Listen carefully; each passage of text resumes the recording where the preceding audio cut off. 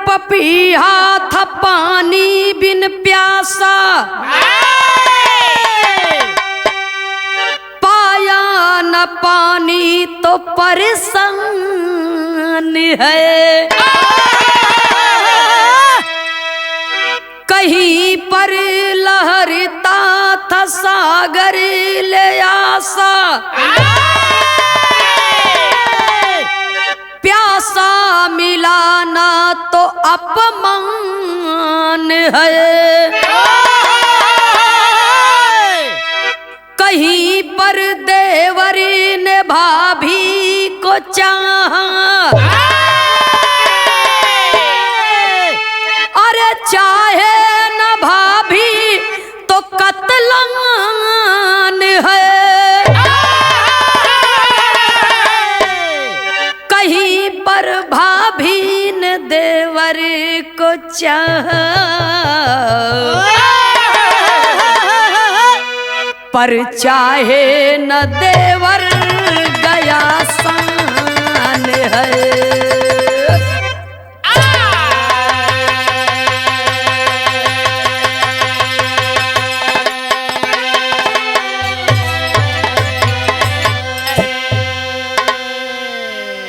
Master साहब एक line ghazal बा, भाव में ऐसे भटकते रहोगे।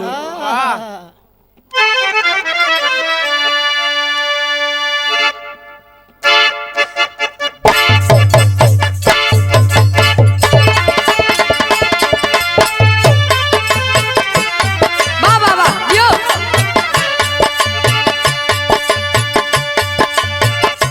भाव में ऐसे भटकते रहोगे,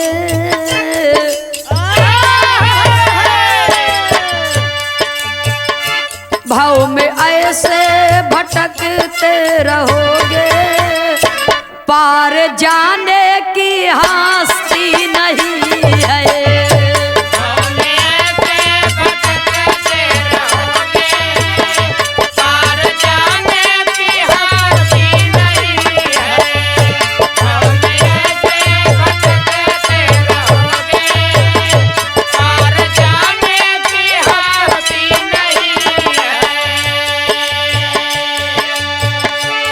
भाव में ऐसे भटकते रहोगे, पार जाने की हस्ती नहीं है।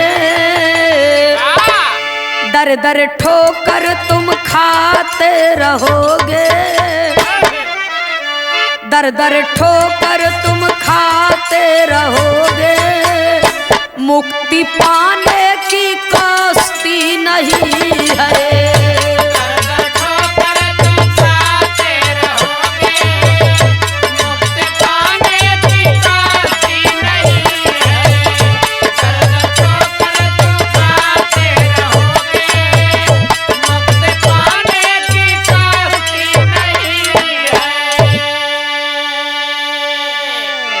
बिरहा सुने वाले बाबूजी तक गजल का लाइन बा, लेकिन बिरहा के अंदर कवि को संकेत करना पड़ा। कहानी का शुरुआत यहाँ से बा।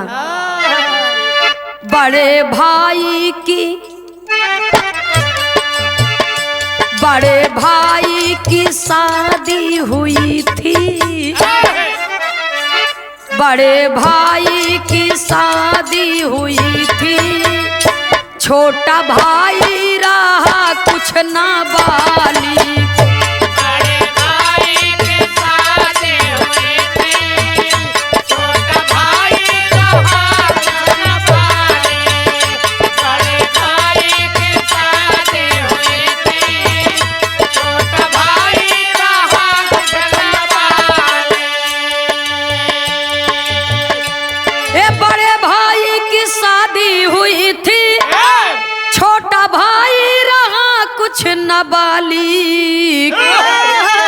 एक दर पर दोनों करते ड्यूटी, एक दर पर दोनों करते ड्यूटी, कुछ दिना बाद वो भी भबाली।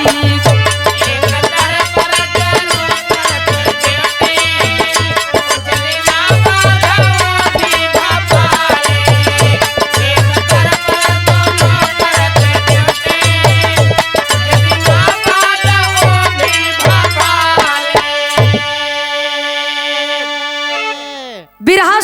बाबूजी, एक छोटा सा परिवार है, माता पिता, 2 बच्चे हैं।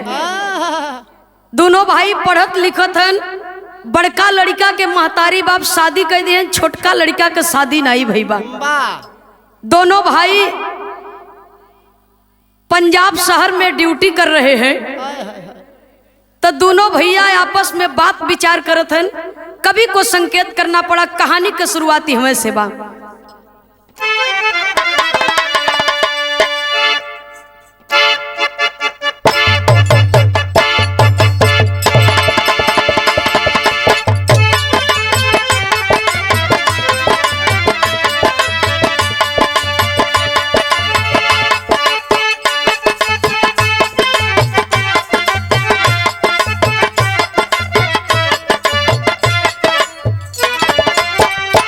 दोनों भाई रहे परदेश में, बयान सुनो।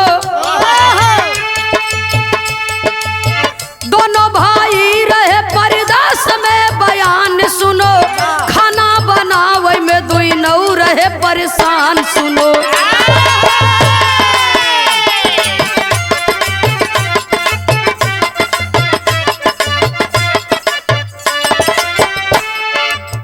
बड़ा भाई सोचा खाना बनाना भारी है।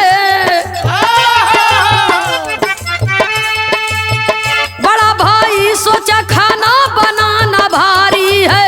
हई परदेश में घरवा हमार प्यारी है।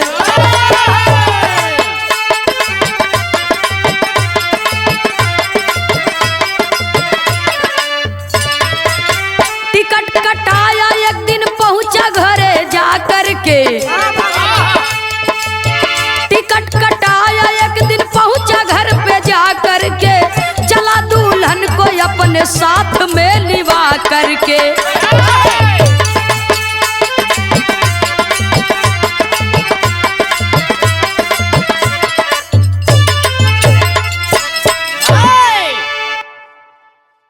बिरहा सुने वाले बाबूजी, दोनों भाई आपस में विचार करत हैं कि हम तू दोनों जने ड्यूटी भी करत है, रोटी पानी का बड़ी परेशानी बा। तो जा घरे अपने भौजी के लिए आवा ताकि टाइम पर समय से खाना मिल जाए। बड़ा भाई टिकट कटाया, घर पे पहुंचा, अपनी दुल्हन को लिवा करके आ गया पंजाब शहर में। जब दुल्हन के लिए आए के आवत बा बाबूजी, तो समय से कम रोटी पानी मिले लगा। दोनों भाई के आराम हुई है। तो रात में बड़का भाई के ड्यूटी बा, दिन में छोटा भाई के ड्यूटी बा। धीरे धीरे 1 महीना, 1.5 महीना, 2 महीना का समय बीत गया। परिवार में कोनो परेशानी नहीं भय। छोटा भाई ड्यूटी कई के आवे तो आराम से नहाए खाए सोए। अब बड़ा भाई के ड्यूटी के समय होए तो वो भी अपन प्रेम से ड्यूटी पर जाए। अब कोनो दिक्कत परेशानी नहीं बा। एक दिन का बात बा, एक घटना घटी। बिरहा में एक लाइन तर्ज लगी मास्टर साहब।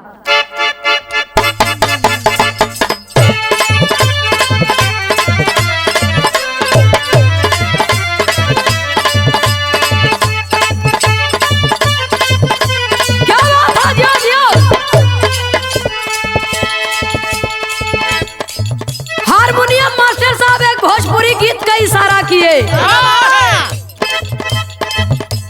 कौनो देवर अपने भौजाई से मजाक करत बा। मजाक में कहत का बा, हे नाही मजा बा काशी बनारस, नाही मजा बा काशी बनारस, पटना शहर बाजारी में। जवन मजा भौजी के नैहर भैया के ससुरारी में।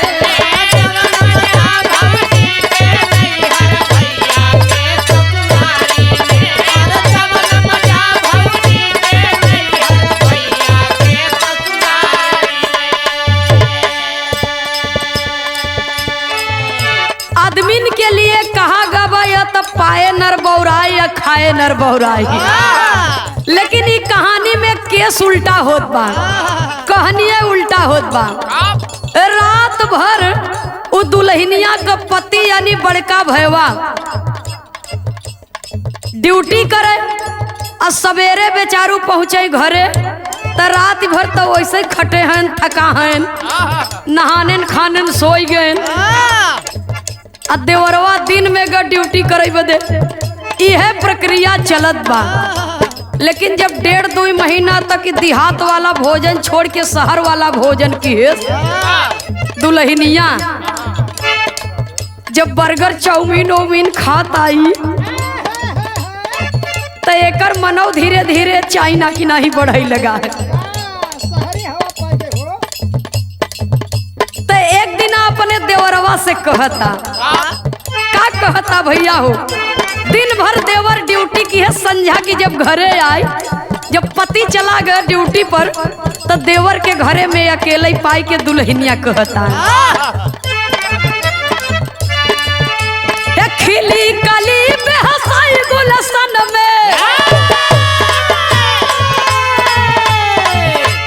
खिली कली बेहसाई गुलशन में, बेधाई मदन जवानी में, तपन बुझावा देवर नहीं हिलल भैंसिया पानी में, अपन बुझावा देवर नहीं हिलल भैंसिया पानी में, अपन बुझावा देवर नहीं हिलल भैंसिया पानी में।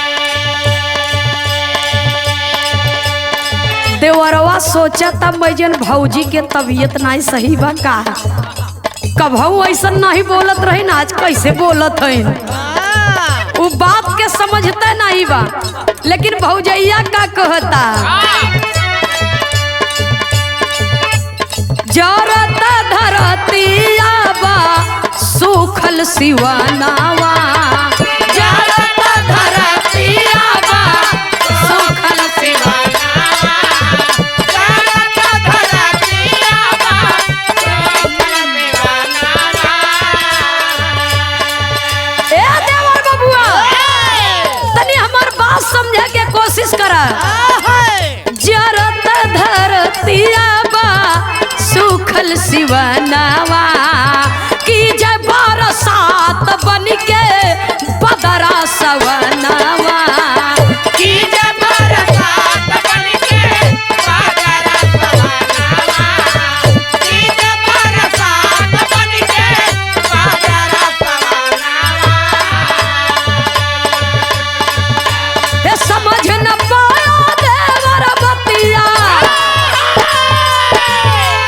समझ न पाया देवर बतिया, बीते समय गलानी में, अरे तपन बुझावा देवर नहीं हिलल भैंसिया पानी में, तपन बुझावा देवर नहीं हिलल भैंसिया पानी में, तपन बुझावा देवर नहीं हिलल भैंसिया पानी में।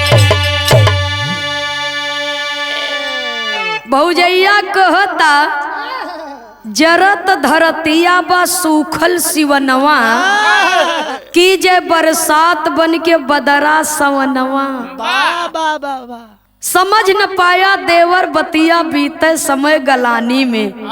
ऐसे बतियौते बतियावत पूरी रात बीत गई, बेचारा दिन भर खटे बा, रात सोवहु न पाए। लेकिन भौजी के एको बात करे पल्ले नहीं पड़त बा। भौजी से कहत बा, तू का कहत हऊ कुल हमसे? भौजैया कहता, अरे पागल, तो के हम कब से समझावे के कोशिश करत हई, लेकिन तोरे बात समझई में नहीं आवत बा। ऐसे ही धीरे धीरे जब रात बीत गए, सवेर हो गए, तो भैया के आवे के टाइम हो गए, ओकर ड्यूटी पर जाए के टाइम हो गए। ड्यूटी पर गवा बाबूजी, आए हर दिन भर ड्यूटी की है, जब शाम की छुट्टी पायस तो आई कमरा पे, और जब कमरा पे आवा तब भैया जब चला गए, तब भौजी सिंगार उंगार बनाई के लेटी बा बाबूजी चारपाई पर, और जब देवरवा के देखे तो लगी कहरई लगी, ऐसा लगा था जना 4-6 महीना से बीमार बा। देवरवा भौजैया से पूछा था कि भौजी तो है का परेशानी बा, का दिक्कत बा? देवरवा से भौजैया कहता, का कहता भैया मास्टर साहब, एक लाइन तर्ज बा।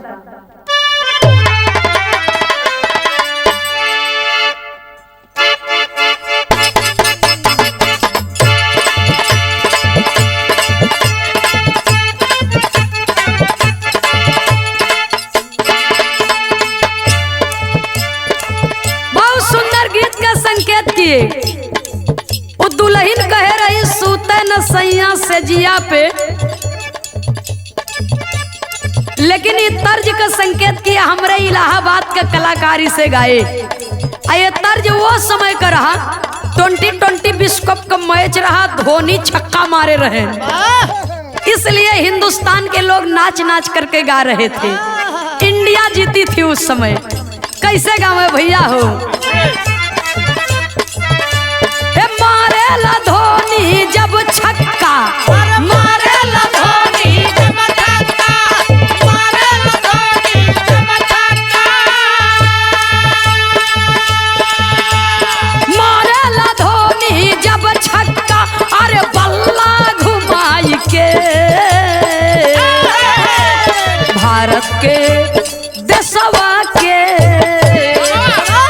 भारत के लोगवा नाचेला सीटी बजाई के, भारत के लोगवा नाचेला सीटी बजाई के, भारत के लोगवा नाचेला सीटी बजाई के।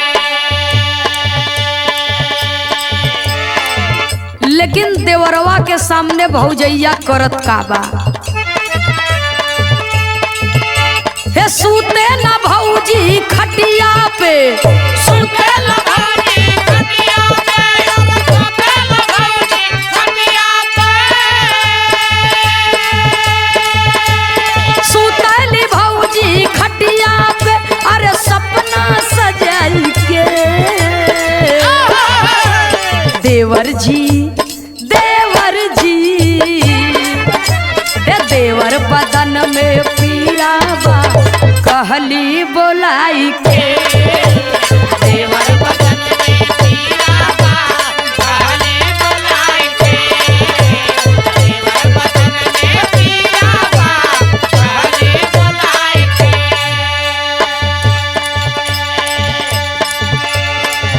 सुनी के बचन देवरा सोचेला उपैया, जाके दवा खाने से लायक दवैया, हे बोला देवरवा भाभी से, बोला देवरवा भाभी से, बोला देवरवा भाभी से,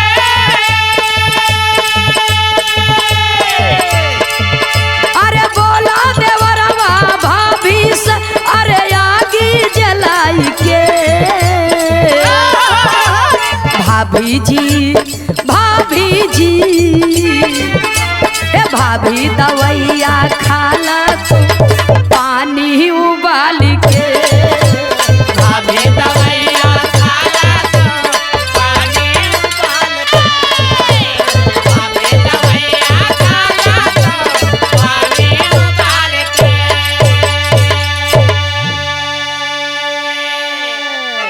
भाभी के बतिया पर ध्यान देवरवा यह बदे नहीं देत बा कि ओकरे मन में ये बा कि बड़ी भौजाई माँ के समान हुआ करती है। लेकिन भौजैया ए बात पर ध्यान नहीं देत बा। पति देवता तो ड्यूटी में मस्त हैं, उन्हें याद ही नहीं न कि घरे में दुल्हन बा हमार, कम से कम 2-4 मिनट के समय निकाल के ओहू के दुख सुख सुन ले। सुने वाले बाबूजी उ तो ड्यूटी में अपन मस्त हैं। अहर भौजैया देवरवा से कहता कि सुन देवर बदन में पीरा बा कहली बोलाई के, आज बदन बहुत दर्द करत बा देवर बबुआ, यही से खाना वोना बनवे के हिम्मत नहीं पड़ता, जाता होटल से लिया तो कुछ खा लेता तू और हम हूँ। जब इतना बतिया सुने तो कहे खाना ले बदे तो जाता ही है, वैसे जाई भौजी के दवाई ले आई। गवा बाबूजी नाश्ता पानी ली है और दर्द का दवा भी ली है मेडिकल स्टोर से। घरे आई गैस जलाई के पानी रख दिए और नाश्ता वास्ता भौजाई के दे दिए, कल तू नाश्ता कैलू आई पानी रखे है, पानी गर्म हो जाए तो दवाई खाई लू, हम जाते कुछ खाए के चला आओ तब आओ ते आराम करब। और ये तना कह के जब घरे से बहरे निकल लगा तो वो पलंग से उठ के खड़ी हो गई। और जब उठ के खड़ी हो गई बाबूजी तब पाछे से पहुंची और पकड़ ली है सही से देवरे के, पकड़ के कहत का बा बिरहा में एक लाइन तर्ज लगा मास्टर साहब।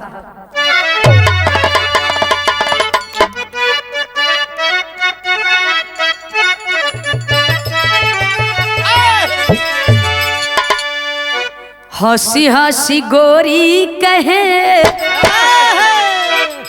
हंसी हंसी गोरी कहे मनसैया बतिया, भारी ना तहालू के गढ़ा द तीन पतिया।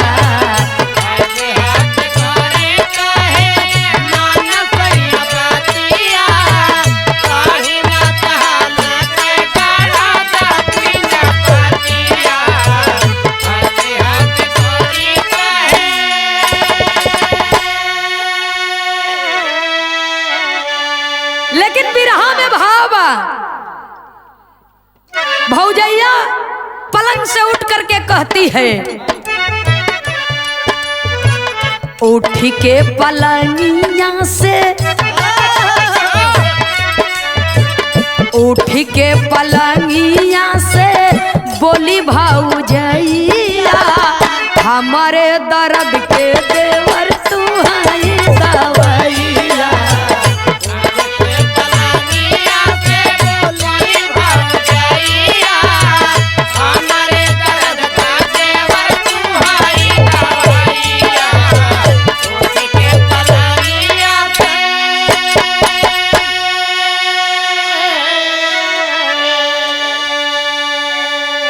देवर मुँह घुमाई के भौजी ओरी देखे से कहे का मतलब।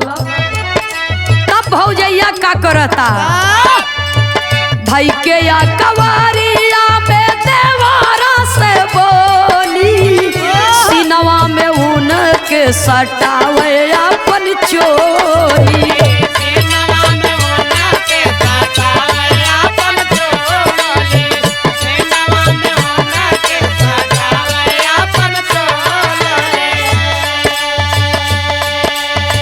पूरा अरमान करो, पूरा अरमान कर ले ला तू रुपैया, हमारे दर्द के देवर तू है दवैया।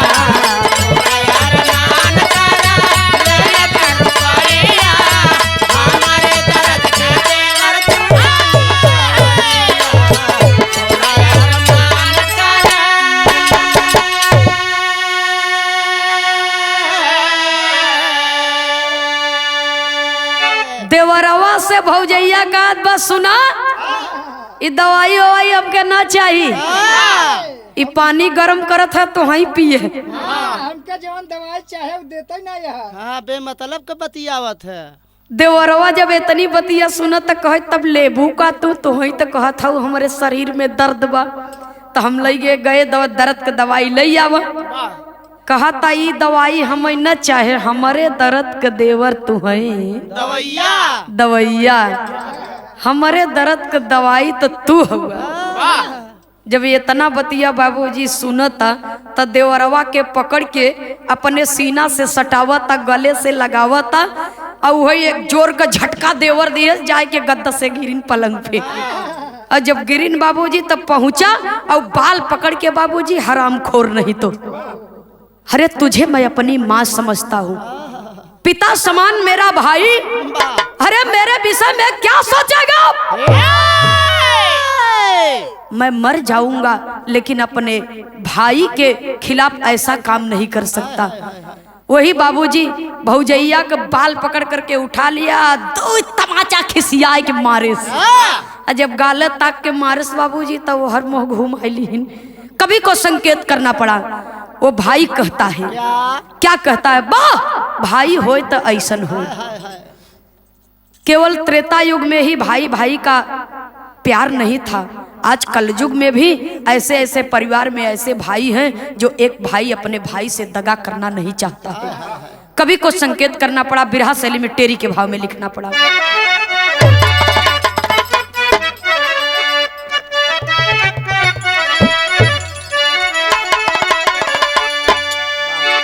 अरे मोरे राम भाई के अपने द्रोही न होबई, देवर कहा कि जीवन लैला तू भौजाई।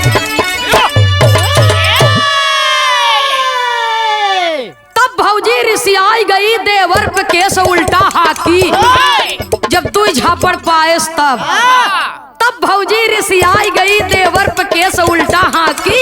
अरे भवा सबेर पति आया पति से बोली कर चालाकी। शाम की ड्यूटी गया पिया देवरा पटका सर पे चाकी। ए पति देव शाम की ड्यूटी गया पिया देवरा पटका सर पे चाकी। साड़ी चोली फाट गई केवल इज्जत रह गई बाकी। ये रात बीती है, सुबह के टाइम में पति देवता जब आवत हैं ड्यूटी पर से घरे तो देवरवा तक घर छोड़ के दूर बाटे कि हम अपने भाई के सामना कैसे करब। ऐसन हमारे भौजाई के चरित्र बा तो हम अपने भाई के सामना कैसे करब, हमरे में हिम्मत नहीं बा। सुने वाले बाबूजी अये हरी बार और छितराय के ब्लाउज उलाउज फाड़ के साड़ी ओड़ी सब एकर एहर ओहर भाई बा को। और घरे में जब पति देवता प्रवेश करत हन जब दुल्हन के दशा देखें बाबूजी तो अपन होश खोई बैठे। अरे बाप रे बाप, क्या बात है प्रिय, उठो, ये तुम्हारे साथ में ऐसा किसने किया। रोता रोई रोई के कहता कही और के बात तोहरे भाई के अलावा यहाँ घरे में। एक बात बतावा, तू अपने बरे हम ले आई है बियाह के कि अपने भाई बरे। वो जवान हो गया बाबू ओकर बियाह कई दे।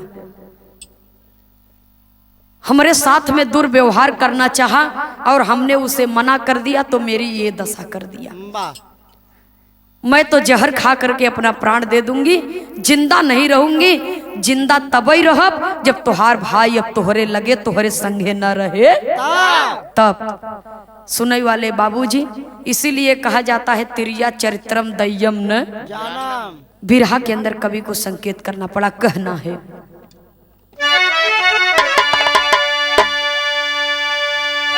विदेशिया का भाव उबा।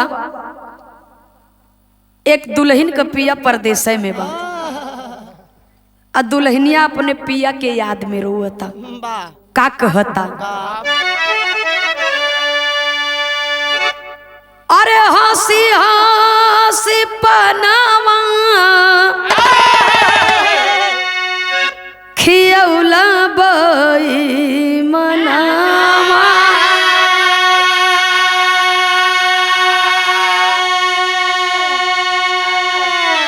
अपना बसेला परदेस हो राम, अपना बसेला परदेस।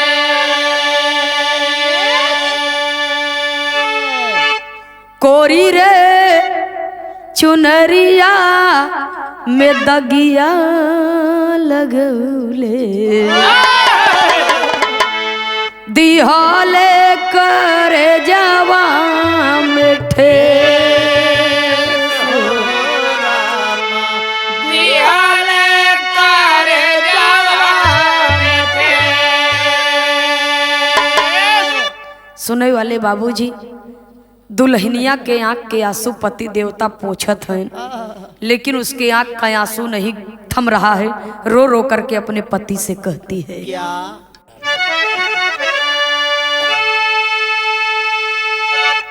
दुल्हन के बात सुनी के चली भबीरा नावा।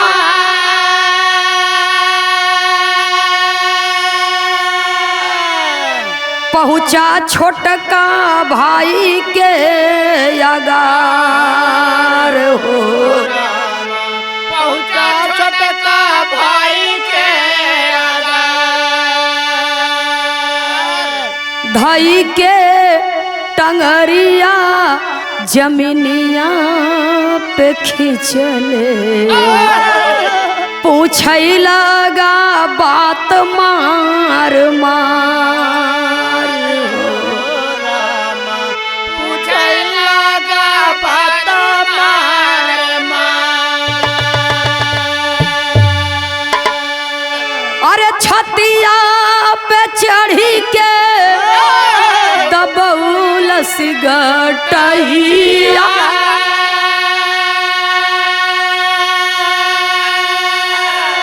नैनावा से बह जलधार हो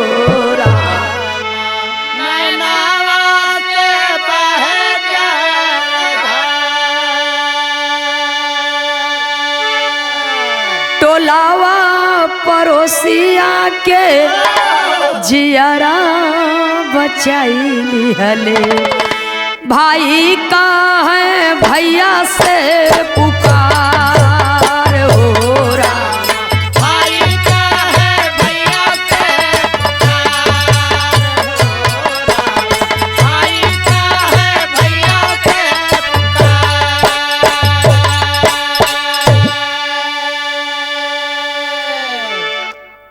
भैया बड़का भैया अपने दुल्हनिया के बात सुन के अपने भाई के ऊपर से बाबूजी विश्वास खो दिया। इतना गढ़ के इतना रोई रोई के तिरिया चरित्र फैलायस बाबूजी वो दुल्हन कि एक भाई के प्रति एक भाई के हृदय में विष खोल दिया, नफरत पैदा कर दिया बाबूजी। बड़ा भाई जाय के छोटा भाई बैठा था बाहर, अब भैया के पकड़ के जमीन पर बाबूजी लौटाई के मारने लगा। और जब मारे लगे बाबूजी तो बड़का भैया से छोटका भैया कुछ कह ही नहीं पावत बा, और जैसे कुछ बोले के कोशिश करे मुंह में ताक के मारे। और इतना मारा इतना मारा इतना मारा बाबूजी कि बेहोश हो गया छोटा भाई। और छोटा भाई हाथ इसलिए नहीं उठा रहा है कि बड़े भाई के इन्हीं हाथों ने छोटे भाई को खिलाया है, अपने पीठ पर बैठा करके मेला घुमाया है।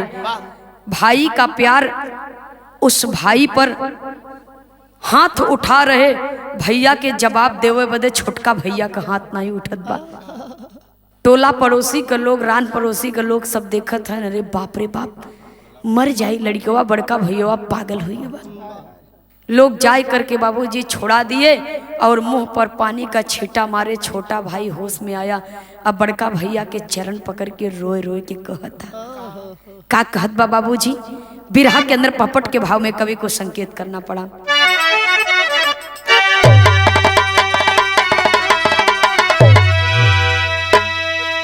अरे भाई रोवई पकड़ के चरणवा बड़का भैया हो, हे भाई रोवई पकड़ के चरणवा बड़का भैया हो। औ हमें बतावा मारा के कारणवा बड़का भैया हो।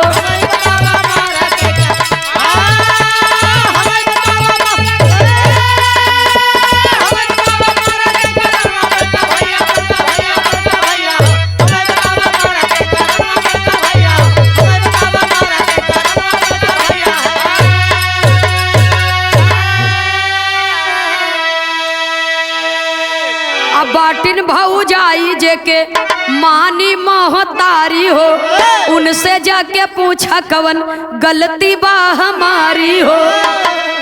अब तू ही बतावा कि हा कवन नुकसानवा बड़का भैया हो। अपने मुंह से आप करा बयानावा बड़का भैया हो। सुने वाले बाबूजी छोटका भैया के बात सुन के जब धीरे धीरे दिन बीता था, शाम के टाइम में बड़का भैया सोचा था कि हम अपने भाई के बचपन से जानत है, मेरा भाई इतनी बड़ी गलती नहीं कर सकता। सच्चाई का पता कैसे चले।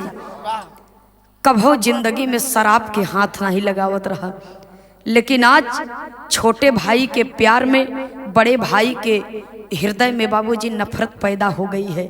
इसलिए सच्चाई उगलवाने के लिए शाम को गया, दारू पिया और दारू के नशे में अपने दुल्हन के पास पहुंचा और दुल्हन से कहत का पहपट के दूसरे अंतरा में,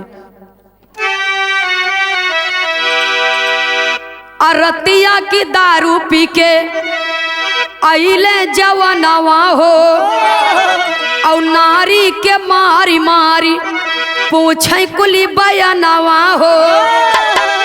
अल्लाह लयनवा कैलस्ते ही छनवा बड़का भैया हो। औ हमें बतावा मारा के ही करनावा बड़का भाई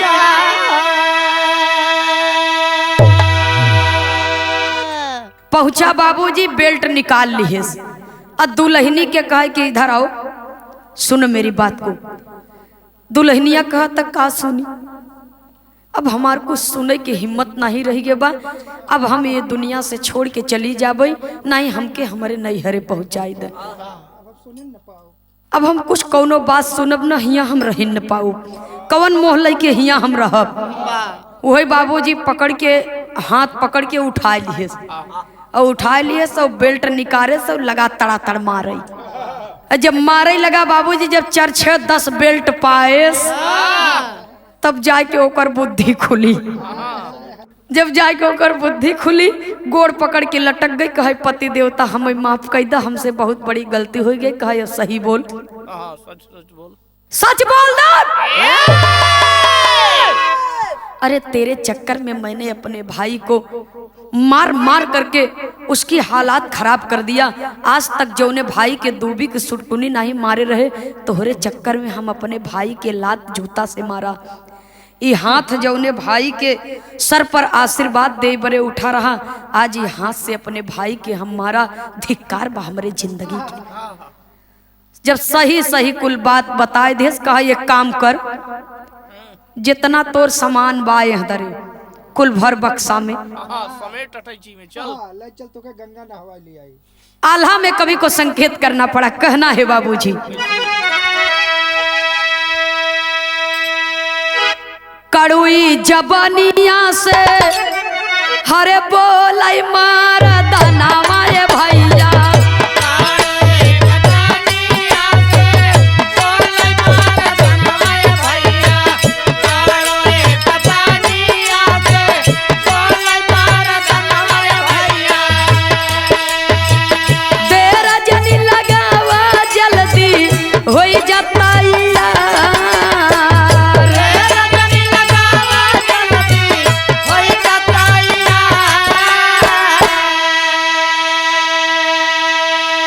पेटिया में बाटई जावन लैला कुल गहनवा ये रानी।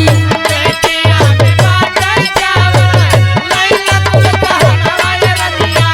पेटिया में बाटई जावन कुल गहनवा ये रनिया। गलती क्षमाना एकदम होई है हो तोहार। गलती क्षमाना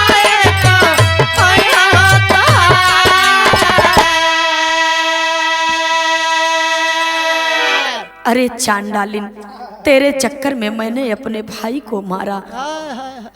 तेरी गलती एकदम क्षमा नहीं होगी। तू अपनी साड़ी, अपना कपड़ा सारा और अपना गहना जो भी तेरा सामान है उसे ले ले और बक्से में पैक कर ले और मेरे साथ चल। कवि को संकेत करना पड़ा, कहना है, संग में लियाई करके चाली भाभी रनवाए भैया। संग में लियाई करके चाली भाभी रनवाए भैया। संग में लियाई करके चाली भाभी रनवाए भैया। जाई के पहुंची गईले अपनी ससुरार। जाई के पहुंची गईले अपने ससुरार। सार साढ़ुआई न बूढ़ा बूढ़ाऊ के समनवाए भैया।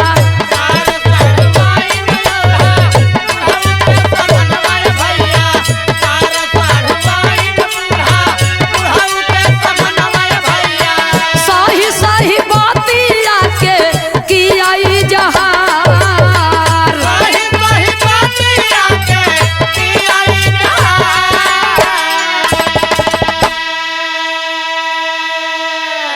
सुनई वाले बाबूजी रातों रात पहुंच गया अपने ससुराल।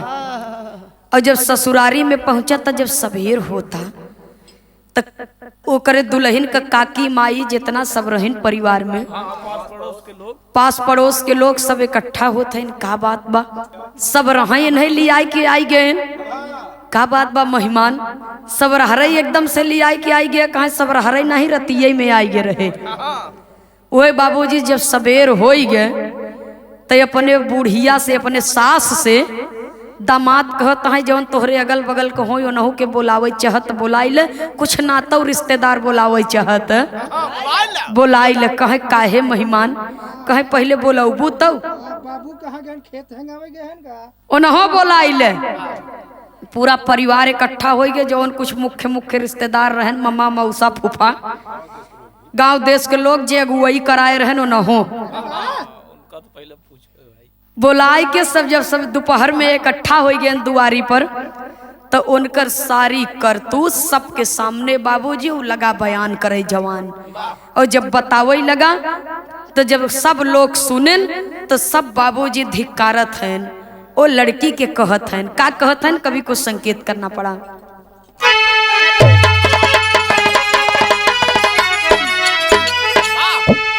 अरे सब ही फटकार की हूँ काम ना भला, हे सब ही फटकार की हूँ काम ना भला। अरे मरदा नवा गुजरिया छोड़ी चला,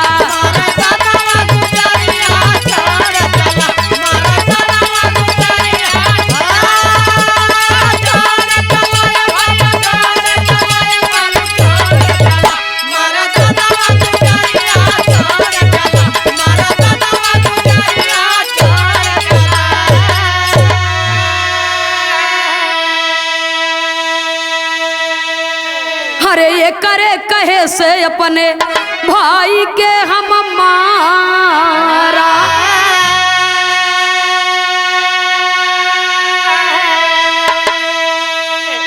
हाय राम हृदय में कुछ ना विचारा,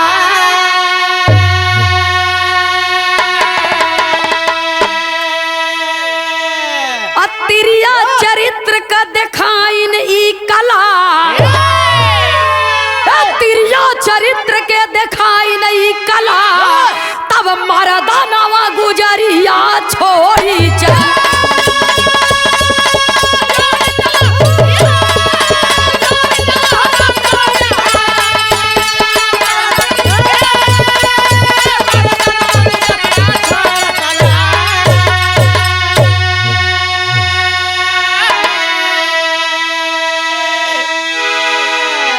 कहा अब तई ही अपने नैहरे में रहो, हमारे परिवार से हमसे तो हर कौनो नाता नहीं बा। गांव देश के लोग समझावत हैं, महतारी समझावता, भौजाई समझावता, बहन समझावता कि एक बार गलती हो गया अब ऐसा गलती जिंदगी में न होए। का एकदम नहीं, हमारे भाई के संगे ये गद्दारी कई दी है। कुत्ता भी आदमी रखत दरवाजे पर तो जब भी भूखे से अपने मालिक के वफादारी में, लेकिन जानवर से भी गई गुजरी तो हर बिटिया बा। हमारे भाई के संगे गद्दारी किए, हमारे संगे गद्दारी किए, धोखा दिए। ऐसन औरत के संगे हमार कौनो रिश्ता नहीं बा, कौनो ताल्लुकात नहीं बा। मैं जा रहा हूँ छोड़ करके, तोहार बिटिया तो है मुबारक हो। सुनने वाले बाबूजी जाय के अपने भाई के पास पहुंच गए। अब भैया रोवता, बैठा बा, चिंतित बा, दुआरे रो रहा है, बैठा है, चिंतित है बाबूजी। अब भैया के देखे से भैया हमारा अकेले आवत है, भौजी नहीं। भाई तो डर के मारे कांप रहा है, बड़े भाई के पास नहीं गया। लेकिन बड़का भैया थधाई के छोटका भैया के पैरवई पर गिर पड़े, पैरवई पर गिर पड़े बाबूजी। और बड़े भाई को अपने पाँव में गिरे देख करके छोटा भाई उन्हें उठा लिया और गले से मिल करके, जैसे 14 वर्ष बाद भगवान राम वनवास से आए हैं, भरत का मिलाप हो रहा है। गले से मिल करके रोने लगे कि भैया तू मेरा सारा संसार है, तू ही मेरी दुनिया है, मेरा दुख सुख तेरे साथ में है। बचपन से तो है हम अपने हृदय से लगाई के पाले पोसे है, तो एक औरत के कारण हमारे तोहरे बीच में नफरत पैदा हो। अब ऐसा जीते जिंदगी नहीं होगा। मरने के बाद दोनों भाई को भगवान अलग करे सो कले, लेकिन हम लोग जीते जिंदगी अब अलग नहीं होंगे। दोनों भाई एक दूसरे से गले मिले और बड़ा भाई छोटे भाई से हाथ जोड़ करके क्षमा प्रार्थी हुआ और दोनों भाई खुशी खुशी अपना जीवन बिताने लगे। इसीलिए कहा गया है, पहले ही भूमिका के लाइन में कवि लिख दिए हैं, बड़ी सुंदर लाइन इसीलिए कवि ने लिखा है कि कहीं पर पपीहा था पानी बिन प्यासा, अब पाया न पानी तो परेशान है। पपीहा स्वाति बूंद पियत है, वह आसमान की तरफ मुंह करके बाबूजी स्वाति बूंद पाता है तब पीता है, और जब स्वाति बूंद नहीं पावत तब पियासा ही रह जाता। लेकिन जमीन का पानी पपीहा कभाऊ नहीं पियत बाबूजी। कहीं पर लहरता था सागर ले आशा, प्यासा मिला न तो अपमान है। सागर का पानी कितना गहरा बा लेकिन खारा बा, एकरे वजह से ओकर पानी के ग्रहण नहीं करत बाबूजी। तो उसके गहराई से इंसान का लेना देना बा। इंसान का आधी जिंदगी सागर के सहारे चलता, लेकिन फिर भी उसका पानी कोई ग्रहण नहीं करता है। सागर में पैदा होने वाला नमक सबके घर में यूज होता है, लेकिन होकर पानी क्यों पियत नहीं बाबूजी। कहीं पर देवर ने भाभी को चाहा, चाहे न भाभी तो कतलान है। और कहीं पर भाभी ने देवर को चाहा, चाहा न देवर गया शान है। तो परिवार में चाहे 2 जने हों चाहे 10 जने हों, परिवार में प्रेम होना चाहिए, लेकिन प्रेम का मतलब स्वार्थ नहीं होना चाहिए। प्रेम का मतलब एक दूसरे के प्रति आप समर्पण रहे, परिवार में एकता और अखंडता बनी रहे, ऐसी गलती किसी और परिवार में न हो। इसलिए गीत के माध्यम से कवि उपदेश देते हैं और कलाकार से जो भी बन पड़ता है, कलाकार मंच के माध्यम से उसकी प्रस्तुति करता है बाबूजी, कि समाज में ऐसी त्रुटियां होनी नहीं चाहिए। आखिरी और अंतिम प्रमाण में कवि को संकेत करना पड़ा।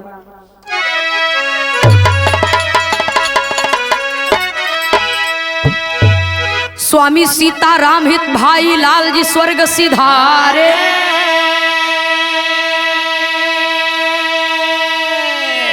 शंकर शोभनाथ विजय मां सारथ तेरे सहारे।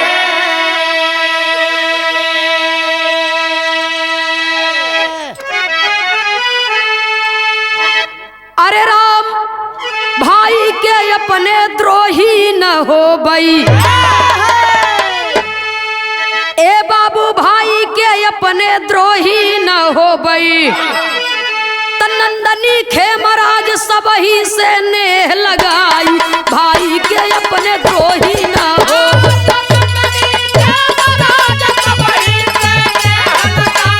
सूरदास जी लगे रहे,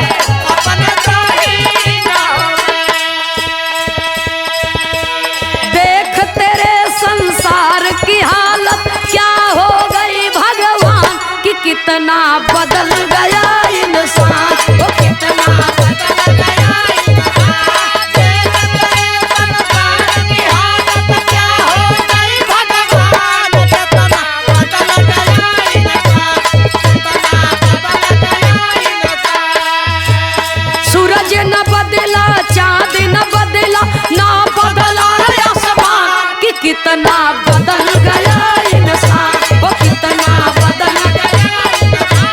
सूरज न बदला, चांद न बदला, ना बदला आसमान, कितना बदल गया इंसान, कितना बदल गया इंसान। जय हो जय हो।